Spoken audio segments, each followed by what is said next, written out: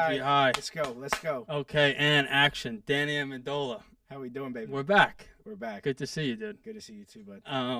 How was Raider Nation the last season? Man, it was interesting to say the least. It was a great opportunity for myself just to kind of absorb the coaching world, and the hours was the most eye-opening part of that. I realized the coaches were up there a lot as a player, but as a coach, man, we're really grinding out the hours, watching a lot of tape. Mm-hmm. I got to learn a lot about schemes in the special teams world. That's what I was working with this year with the returners and the special teams, Coach Tom McMahon and Darius Swinton. Mm-hmm. And then we had a coaching change mid-season. Coach McDaniels got fired right around week 9, and Antonio Pierce came in and he did a great job, and we won a handful of games there to finish it out, and he ended up getting hired about a week ago to start this whole new rebuild in Las Vegas. So it was an eye-opening experience.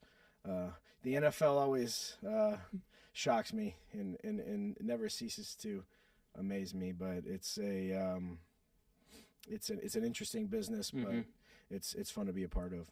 I saw your buddies Grunk and Edelman were busting your chops. Yeah. I don't know if you saw that video. Yeah. Because they were like, I don't know if this guy is a player or a coach. Right. Did you see that video? Yeah, I saw it. Of course, they were talking that noise.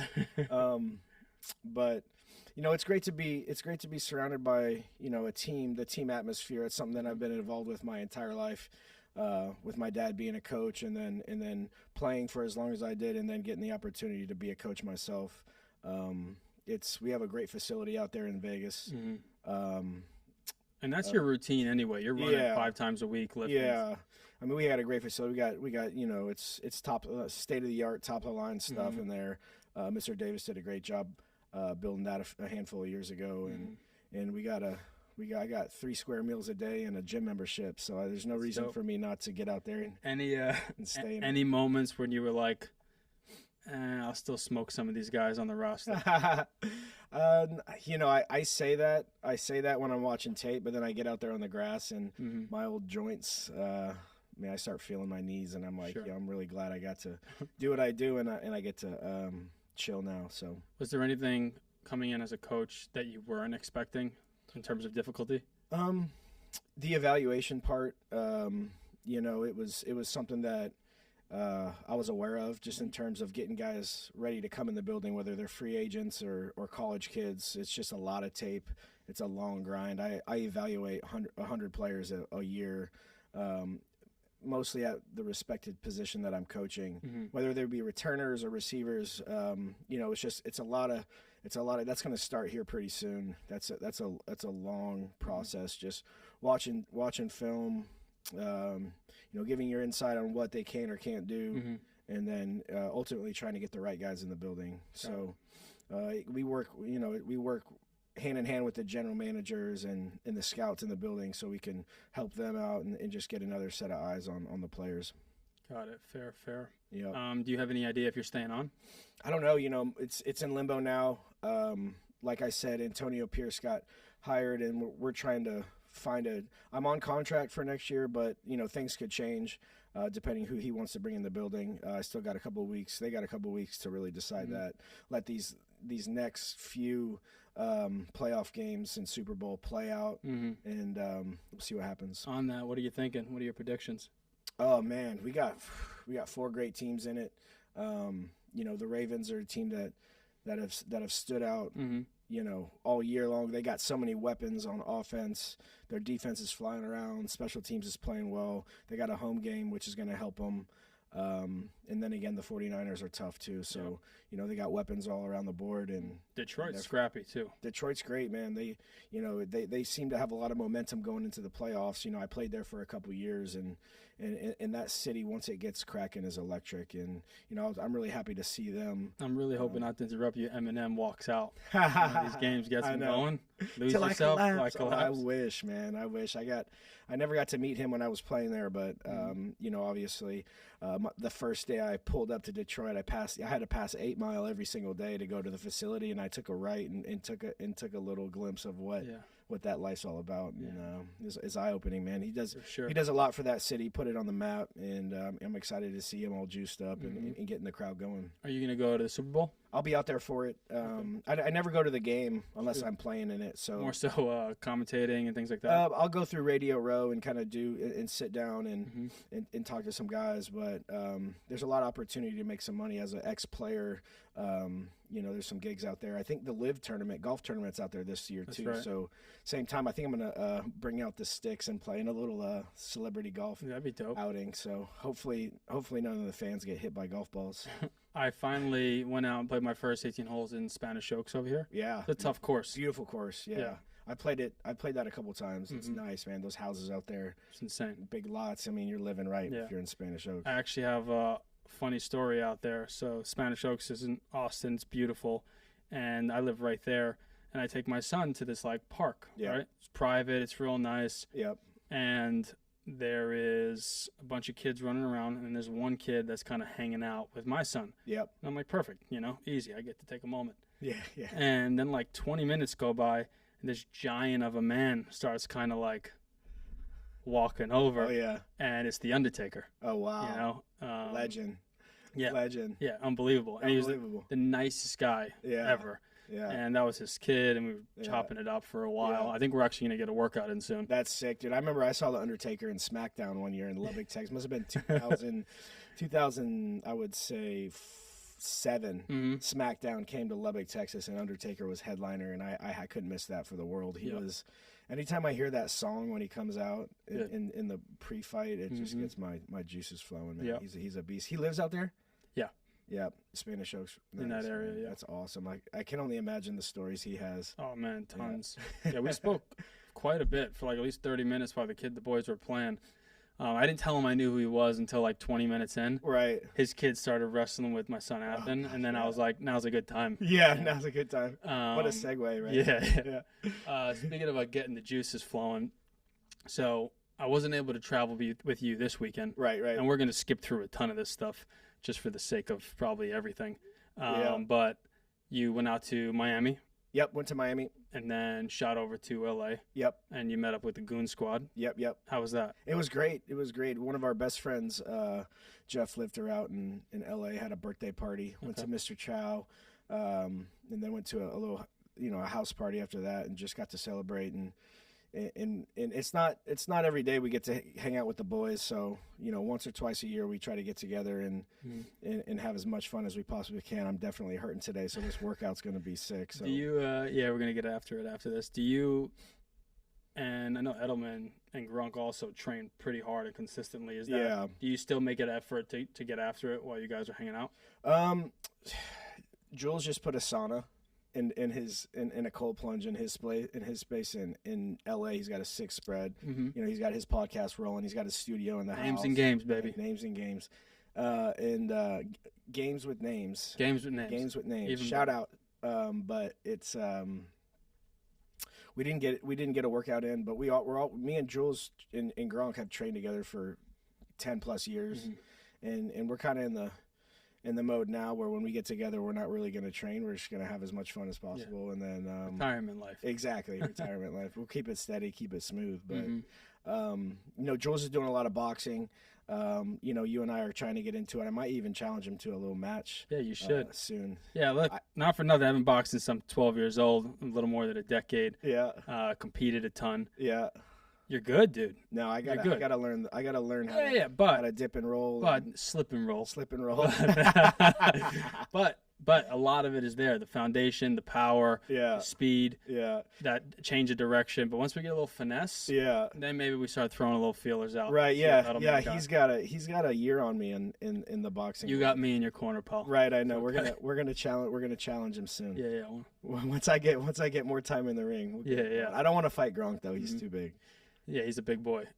You know who is sneaky and kind of hush-hush about the boxing? Yeah. Saquon. Is he? Dude. Man, he's an incredible athlete. I mean, anything he does is going to be top level. And a lot of people don't know this, but like in his family, Barkley, Aaron Barkley is his, I think, his uncle. Yep. And awesome dude. Yep. And he was I think he knocked out Hearns once or twice.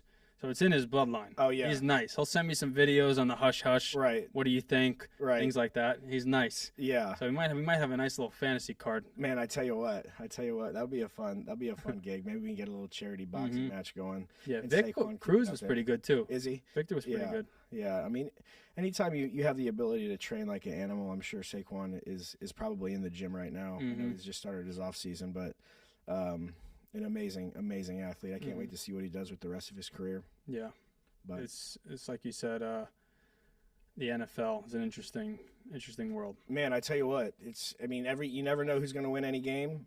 In any game that I've ever played in, you got to really put it all out there, even to scratch and claw to get a win. And I think it's very apparent this last weekend, going into the final four of these games, where anything can happen, man. And it's amazing to see. There's a reason why it's one of the best sports in the world.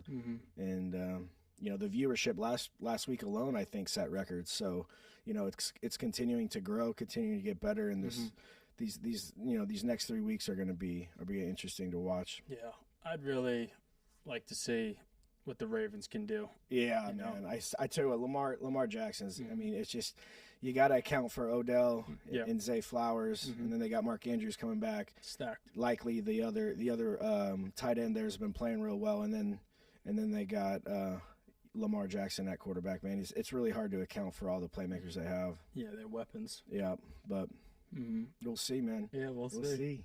So the first time we sat down and shot a pod, this was probably almost a year ago, kind of a little bit before my surgery. Yep. But there was no Danny Amendola on social media. Yeah. We're out and about. We're out and about. How's it feel? It feels good, man. I took a little break for a couple years and just wanted to gain another perspective on friendship, on relationship, on communication, and I was on it for a handful of years before that, and I felt like some of my relationships were getting diluted, and I wanted to kind of get back to neutral, get back to square one, and try to just reconnect.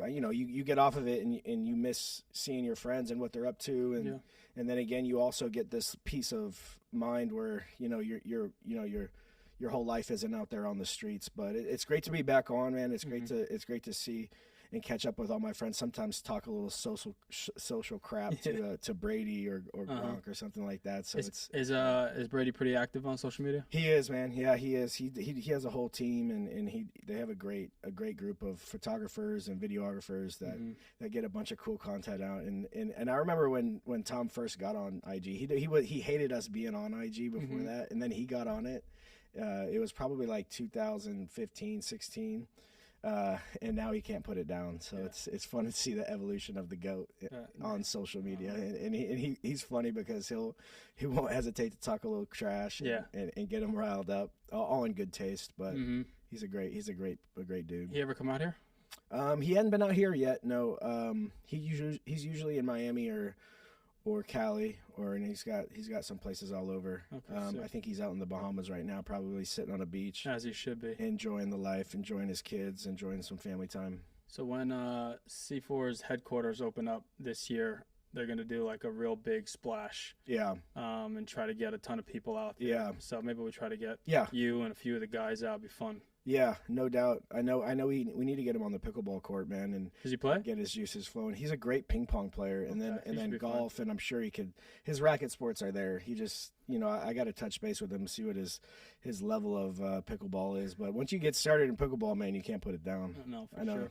And we could play pickleball for 40 more years and be happy with it. Dude, it's so much fun. You know we have an indoor court here, a collective. Too. Yep. I seen it when I remember when we were training some of the athletes last year here. They were putting it in. I never got to step on that court yet, but someday soon we'll get out there and get it going. Yeah, it's just one of those things where it's like gets the competitive juices flowing. Yeah. There's a lot of skill involved. Yeah. So it's not just like the most athletic wins. Right. So it's fun. Right. Your serve too, man. I'm trying to dial in my serve. The past couple months I played a couple times. I got a nice pickleball court in Vegas in my neighborhood, and I try to get out there as much as possible. And I've been watching, man. I've been taking notes, so I'm gonna get it. I'm gonna get it. Yeah, going. we'll get it. It's very similar. All that like rotation from the ground up, especially because you can't serve overhand. Yeah. So like uppercuts and stuff like hips, that. Yeah. You gotta get that torque going. So. Yeah, I can see it's relative to boxing. Yeah, exactly. So all right, so back on social media, better perspective. Oh yeah. How are the DMs these days? They're light, bro. I don't really communicate on that. That's but for the best. Yeah, I just try to follow some of my homies. Mm-hmm. I get a lot of inspiration from that in TikTok alone. My algorithm is all boxing and Mm-hmm. what it takes to be a champion and all these guys working out and Mm-hmm. cars. Fair. So it's really just all about trying to improve your mentality on the day-to-day basis. And there's so many in people like yourself out there that just inspire and hustle and motivate, man. And that's really all about what I'm after now. And That's good. and trying to find ways to just be better on the daily basis. And A lot of people, certain things you don't hear about, people don't talk about, but like you really look after your family too. You're a big family guy. No doubt. I know one of the things you tell me, especially, when I, prior to 6 months ago, I'd have my moments talking about like my custody stuff, my son. Yep. And then you'd kind of remind me like, you're so blessed to have that kid and this and that. No doubt.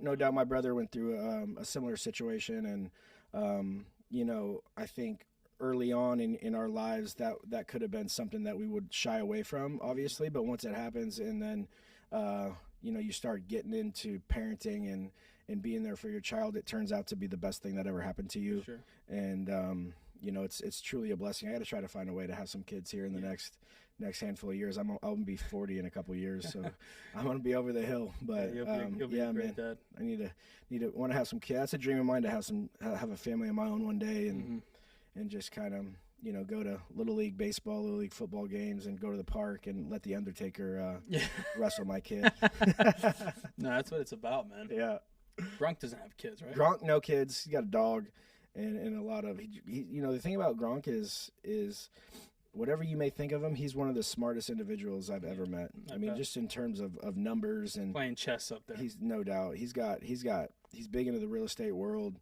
I think Gronk's made over $100 million in football, but hasn't spent a dime, which is great. Genius. And he's got plenty of assets that he's capitalizing on in the real estate market, and just a smart individual. And then his career's taken off. In the football analyst world. He's just a pure joy to be around. I know his brother energy. Gordy pretty well. Yeah, just through like ladder. Yeah, and the time I think he got involved with the Ranchers pickleball team. Out here. Characters, man. Yeah, they're the best, man. If you ever wanted to, I remember it was probably 2014 when we would have Gronk after ball games. Gronk has he built this little club in his house, and once we get all the Gronkowski brothers together, and they're in their heyday too, it was a madhouse, bro. And I was like, I almost feel bad for their parents. I'm like, how did you not have a constant headache with all these wild animals running around? But once you get them, they're full of love, bro. They're full of life, and it's really energizing to be around them. That's awesome. Yeah. So give me a breakdown on a successful week. No partying with the guys, no working engagements, no traveling. Yeah. What does like 7 days look like for you in terms of fitness, routine, business, family? For me, it's all about, getting up early and starting the day right. I try to get in the sauna one time, about 3 or 4 times a week. I want to say daily, which it's hard to do, but sauna, cold plunge in the morning, and then I like to get in the gym. I love to run. I don't run routes anymore, thank God, because my knees really can't hold that change of direction anymore. But I like to run a lot now and just kind of sweat it out, exert energy, and then get a workout, upper one day, lower, obviously however you want to shake it. But if I don't exert maximum amount of energy every single day, then I'm not going to be able to sleep at night. So whether it's going on a bike rides or even surfing can get your legs moving a little bit, and it's fun to be outside. one thing being a coach, I don't really get much time away from the building, so I've been eager to get back here to Austin so I can get on the trails and get on my bike or get back on the lake and get surfing again and just do stuff outside. That's why I love Austin so much, is because there's so much activity here and there's so many things to do where you can stay in shape, live a healthy lifestyle, and have fun at the same time. Fair. What I think what it comes down to is like have a healthy routine that's sustainable, right, and just put maximum effort into those things that you can hopefully obtain each day. Right. I think there's like a big bubble of what is like the required prescribed amount of time for plunging, for lifting these many reps, and maybe there's a place in all that for programming what might make sense and like all like the data. Right. I think a lot of it is just so marginal, right? It's all relative to. I think ultimately it comes down to routine, right? What's sustainable, right? And then just the best effort you can possibly provide, pour into that on that day. No doubt. And the biggest thing I found out this past year is, I was working long hours. So, like, one, you got to make the time, right? Mm-hmm. And then two, you're not always going to be motivated, so you got to be disciplined, man. And at the end of the day, you're going to know whether you put in that time, you put in that effort that day to get better, and you can't cheat the game because she always knows, man. She always knows. There's no secret pill you can take. There's no magic wand you can shake. Mm-hmm. You just got to get out there and get work, and oftentimes you don't really feel like doing that a lot. Mm-hmm. Because you're hurt, you're tired, or you just don't, you're busy. You got to get up early the next day, but you got to stay disciplined. That's the biggest thing, and you got to get it done every single day. So, that's probably actually the biggest thing I learned this past 365 is not only you're not always going to be motivated, man. You're not always going to feel great, and you got to get out and stay disciplined and get it done. Fair. Yep. I'm eager to get out there and start training, but I know that your homie Baker. Yep. Does he live in Austin?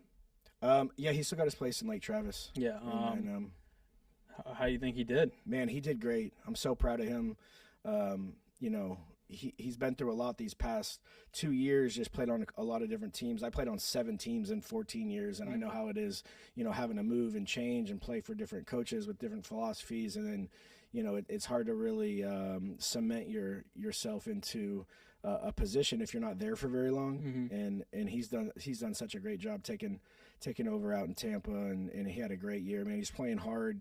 He's playing with that fire, playing with that juice, kind of the stuff that you saw back when he was at Oklahoma. Mm-hmm. and what made him so great. And he had a great year. I was really pulling him for him this past week. Obviously playing one of my old teams in Detroit, I knew it was going to be a tough matchup for him, but he did great, man. I'm so proud of him, and I can't wait to sit at Matt's El Rancho and have a couple margaritas with him and just kind of tell little war stories. Great spot. Yeah, he's a good kid. I didn't follow it, but I know there was like a ton of like bonus triggering incentives for a ton of players, and he was in that pool. Yeah. Did he get his bag? I think so. He set a lot of career numbers for himself. He's got first rounds on him. Yeah, first rounds on him, man. First rounds on him. But he had a great year, great season statistically, which honestly is going to set him up for the latter part of his career, which he'll be able to play in the NFL for a long time. So it was good to see. That's awesome, dude. Mm-hmm. And you're about to bounce again. You just landed last night. Yep. Just landed late last night. Got delayed from LA, and then the weather's here has been absolute trash. A little rocky, but headed out to Costa Rica here for the weekend. Just gonna celebrate life with some friends and enjoy. I've never been to Costa Rica. It's been on my bucket. Have you been there? I've been once. 2018. Yeah. Saint Teresa and Nosara. Yeah. Where are you going? No idea. Okay. my boy got a house for us, so I'm just following directions. Mm-hmm. And I'm excited. I think the weather's going to be 80 and sunny, so nice. We'll see what's going on. He's got a DJ gig going on one of those nights, so we're gonna relax mostly, but one night I know we're gonna rip it. So we'll see how it goes, man. It's been a dream to get out there, so we'll see. I'll touch base. I'll give you a FaceTime here one of these days. Do. Yeah, for sure. When's your birthday, Denny? November 2nd, 1985. I'll be 39 next year. Sick. Mine's coming up next month. There you go. 31. 31. You got a whole life ahead of you, man. Yeah, well, I can't even remember being 31. yeah, So 30 was rocky. yeah. But I'm trying to go somewhere warm too, so I'm gonna keep you posted. I normally just default to like Miami because coming from New York, it's just kind of like the next neighborhood. Right. It always felt like, and then kind of plugged in there. Yeah. But I was thinking Cabo. Have you been? Cabo, yeah, I've been a couple times. Man, it's awesome out there. I went to Cabo. Cholino Bay is where I was thinking. Yeah, it's nice, man. I've heard about it. I've never been there. I went to the Four Seasons about a month and a half ago, and got to unplug for a couple days during our bye week. Played a little golf. Didn't really rip it. I wanted to stay healthy and eat good food and get some sleep and kind of relax. So it's a great place to do that, man. I'm sure. I'm gonna let you know. I'm trying to get one of these guys to get us over there. Yeah. But I was thinking Tom, Garrett. Yeah. Get you in there. Man, I'm in there. It'll be a good time. Let me know. Let me know. I'll be able to rip. So. When was the last time you caught up with Tom and Ladder? A couple days ago. Ladder's been doing really well. Just an outpour of support from the Ladder community, and then it's been growing exponentially. So. It's good to support them, and they're just a talented group of guys that can really make an impact in the fitness world, and it makes it easy because it's all on your phone, and you can kind of go wherever you need to go and get your workouts in, whether you're at the house or you want to go to your favorite gym. You can just plug in the Ladder app and get your workouts done, get your programming done. You can communicate, and it's really a community. So it's an awesome thing to be a part of. I know we get to see your pretty face on there every once in a while, and get it done. So I can't wait for maybe one more year or so for it to get a little bit further along. Yeah, because like Tom and I have some war stories to talk through with that company. No doubt. Because I got involved I think 5 years ago. Yeah. Through an old client friend, Jason Karp. Yep. Who I was training at the time. That's how I met Tom. Yep. And just the evolution of this thing. Yeah. The amount of times it was like, crash and burn, but then, true perseverance. Right. And I'm rooting for obviously it to win. Yep. For personal reasons, but also just like because I want my friends to win. Yeah. Tom's definitely family. No doubt. He deserves it. No doubt. Tom does such a great job with, the marketing aspects and just getting people in position to be as successful as he can be. So he's a smart kid. I'm excited too. Yeah, Boston kid. I'm excited too because people, it's easy for like when you're in kind of startup mode, survival.